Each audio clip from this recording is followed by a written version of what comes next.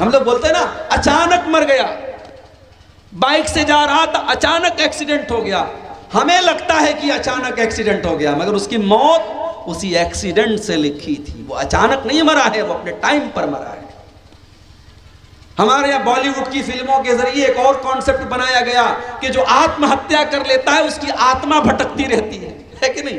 हमारे बहुत सारे लोग समझते हैं कि जो खुदकुशी कर ले उसकी आत्मा भटकती रहती है। किसी की आत्मा भटकती नहीं रहती भाई साहब।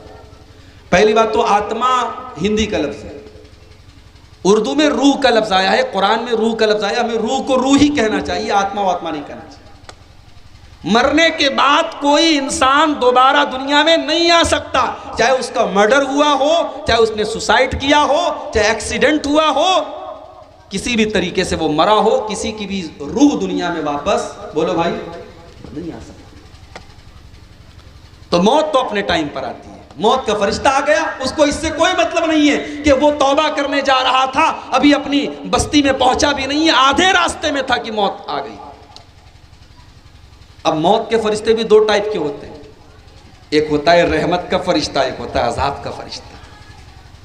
नेक आदमी की रूह को जो कब्ज करता है वो रहमत का फरिश्ता होता है, बड़े आराम से रूह निकालता है। और जो बुरा आदमी होता है, काफिर होता है, फासिक होता है, फाजिर होता है, उसकी रूह को कौन निकालता है? अजाब का फरिश्ता, जो बड़ी तकलीफ के साथ रूह को निकालता है।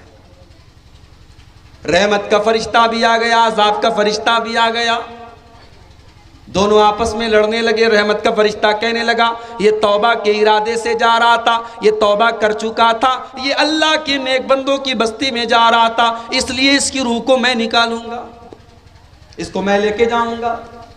अजाब का फरिश्ता कहने लगा ये 100 लोगों का कातिल था, ये चोर था, ये डाकू था, इसकी रूह को मैं लेकर के जाऊंगा। दोनों आपस में लड़ने लगे। अल्लाह ने एक तीसरे फरिश्ते को इंसान की शक्ल में भेजा। अच्छा, तीसरा फरिश्ता इंसान की शक्ल में आया, ये उन दोनों फरिश्तों को पता नहीं चला। इससे पता ये चला कि फरिश्ते भी आलिमुल गैब नहीं होते हैं, फरिश्तों को उतना ही पता होता है जितना अल्लाह ने उनको बताया। अब ये तीसरा फरिश्ता इंसान की शक्ल में पहुंचा, फरिश्तों ने उसके सामने अपना मसला रखा कि हम दोनों के बीच का ये झगड़ा है, आप नेक इंसान मालूम होते हैं, आप थोड़ा सा हमारा मसला हल कर दीजिए। उसने कहा एक काम करो, तुम तो फरिश्ते हो, तुम्हारे लिए कोई मसला नहीं है, तुम एक काम करो, रास्ते को नाप लो, ये जहां से चल करके आया था उस रास्ते को भी नाप लो, और जहां ये चल के जा रहा था उस रास्ते को भी तुम नाप लो, और ये देख लो कि ये नेक लोगों की बस्ती से ज्यादा करीब है या बुरे लोगों की बस्ती से ज्यादा करीब है। अगर ये नेक लोगों की बस्ती से करीब है तो रहमत का फरिश्ता इसको लेकर के जाएगा, और बुरे लोगों की बस्ती से करीब है तो अजाब का फरिश्ता लेकर के जाएगा।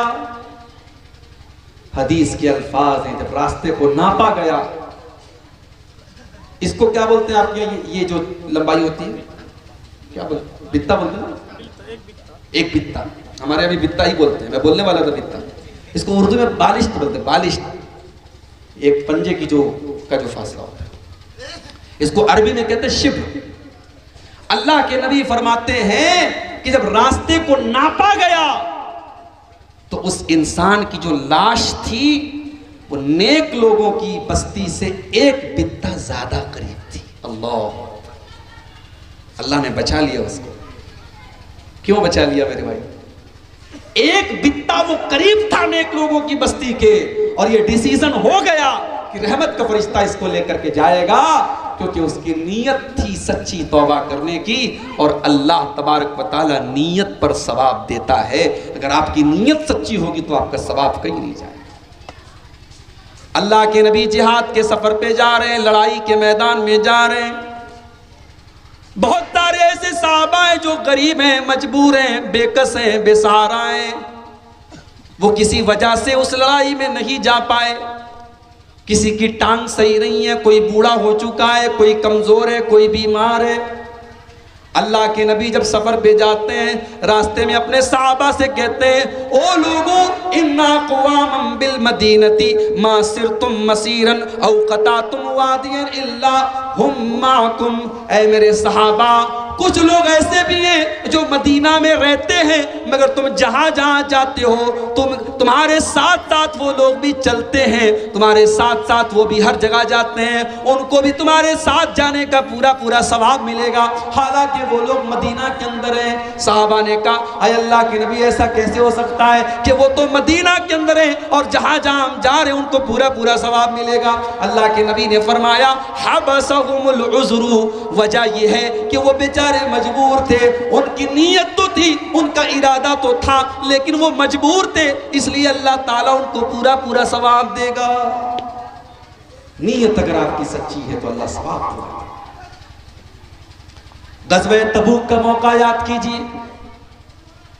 अल्लाह के नबी अपने सहाबा के दरमियान ये ऐलान करते हैं कि ऐ मेरे सहाबा, मदीना से 700 किलोमीटर दूर का लंबा सफर करना है, मई जून का महीना है, गर्मी का मौसम है।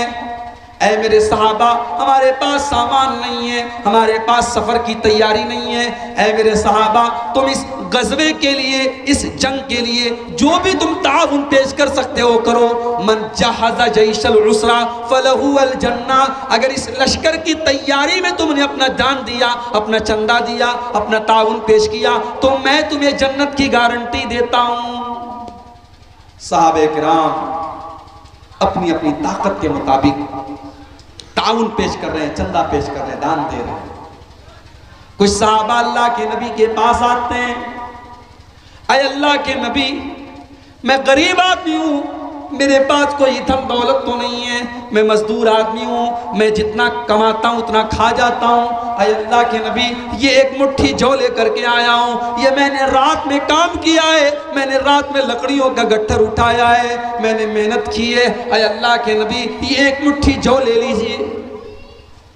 मुनाफिकों ने मजाक उड़ाया इनका, देखो ये एक मुट्ठी जौ के जरिए इस्लाम की मदद करने के लिए आए हैं। अल्लाह के नबी ने फरमाया, तुम इनका मजाक न उड़ाओ, इनका मजाक न उड़ाओ, इस एक मुट्ठी जौ की तुम कीमत क्या करो, इसके पीछे इखलास है, इनके दिल में सच्चाई है, इन्होंने सच्चे दिल से अल्लाह की राह में ये सदका दिया है, और अल्लाह के नबी ने उनकी एक मुट्ठी जौ को कबूल कर।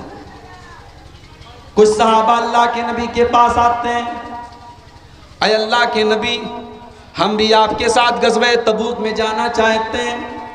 आपने फरमाया, क्या तुम्हारे पास सवारी है? नहीं नहीं अल्लाह के नबी, हमारे पास सवारी नहीं है। आपने फरमाया, अगर सवारी नहीं है तो मैं साथ में लेके नहीं चल सकता, हमारे पास सवारी की बहुत किल्लत है, सवारी हमारे पास नहीं है, हम तुम लोगों को सवारी के बगैर लेके नहीं जा सकते। अब वो बेचारे गरीब साहब, उनके पास इतनी ताकत नहीं है कि वो ऊंट खरीद सके, घोड़ा खरीद सके, सवारी के जानवर खरीद सके। अब उनके दिल में तकलीफ हुई, उनको ये एहसास हुआ कि काश हमारे पास भी दौलत होती तो आज हम भी अल्लाह के नबी के साथ इस जिहाद में जाते, इस गज़वे में जाते, और हम भी इस्लाम की खिदमत करते। कुरान करीम में अल्लाह ने बयान फरमाया, वला अलल्लज़ीना इज़ा मा अतौका लितहमिलहुम क़ुल्त ला अजिदु मा अहमिलुकुम अलैहि।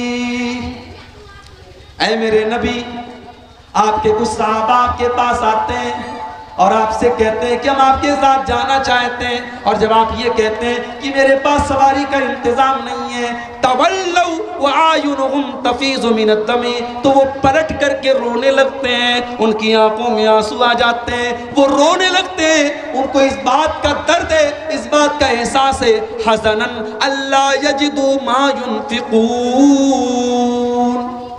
उनको अफसोस है इस बात का कि काश हमारे पास भी दौलत होती, हमारे पास भी सवारी का इंतजाम होता, और आज हम अल्लाह के नबी के साथ जिहाद पे जा रहे होते।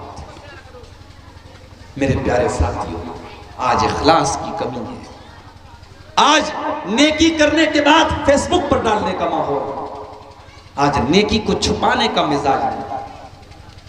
कल कयामत का दिन होगा, सूरज 1 मील की दूरी पर होगा, अल्लाह ताला अपने कुछ बंदों को अपने अर्श का साया देगा, उन खुशनसीब बंदों में एक बंदा वो भी होगा, वरजुलुन तसद्दक़ बिसदक़तिन फ़अख़फ़ाहा हत्ता ला तअलम शिमालुहु मा तुनफ़िक़ु यमीनुहु। अल्लाह की राह में उसने चंदा दिया, दान दिया, सदका दिया, खैरात दिया, लेकिन बाएं हाथ को भी पता नहीं चला कि दाएं हाथ ने क्या खर्च किया। सर्दी का मौसम था, अररिया स्टेशन के पास एक गरीब आदमी बेचारा सर्दी से ठिठुरा पड़ा हुआ था। अल्लाह का एक नेक बंदा आता है और अपनी कार से उतरता है और उस गरीब इंसान को कंबल उड़ा के चला जाता है। उस गरीब को ये नहीं पता मुझे कंबल उड़ाने वाला कौन है, उस अमीर को नहीं पता मैंने कौन से गरीब को कंबल उड़ाया था। ये होती है नेकी। बाएं हाथ को भी पता नहीं कि दाहिने हाथ ने क्या खर्च किया। अल्लाह के नबी के नवासे हजरत हुसैन इब्न अली के बेटे थे, अली बिन हुसैन। अल्लाह के नबी के नवासे के बेटे थे, हमारे यहाँ इसको बोलते पर नवासा, नवासे का बेटा अली बिन हुसैन बहुत बड़े अल्लाह के नेक बंदे थे, ताबई थे। अली बिन हुसैन का इंतकाल हुआ।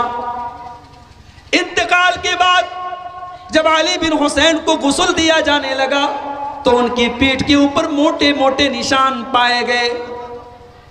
लोग हैरत में पड़ गए कि ये तो कोई मेहनत का काम नहीं करते थे, कोई मजदूरी नहीं करते थे, इनकी पीठ के ऊपर ये मोटे मोटे निशान क्यों पड़े हैं। धीरे धीरे पूरे मदीना के अंदर ये बात फैल गई। मदीना के कुछ गरीब लोगों को ये पता चला, वो दौड़े दौड़े आए और उन्होंने कहा कि हमको पता है कि इनकी पीठ पर ये निशान क्यों पड़े हैं। कहा क्या मामला है।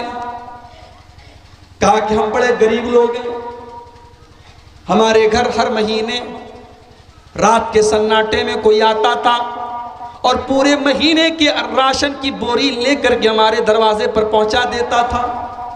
सुबह को दरवाजा खोलते थे तो महीने भर का राशन मौजूद रहता था। कोई अल्लाह का नेक बंदा अपनी पीठ के ऊपर अनाज की बोरी लाद करके हमारे घरों के दरवाजे पर पहुंचा देता था। हमें पूरी जिंदगी ये पता न चला कि वो अनाज की बोरी पहुंचाने वाला कौन था। आज इनके इंतकाल के बाद इनकी पीठ पर पाए जाने वाले इन निशानों ने बता दिया कि हमें हमारे घर में वो अनाज के बोरे पहुंचाने वाले यही थे, ये नबी के नवासे थे, ये अली बिन हुसैन थे। आज ऐसी नेकी करने वाले कहाँ हैं मेरे भाई। आज तो इंसान अपनी नेकी का प्रचार करता है, अपने तकवा का प्रचार करता है।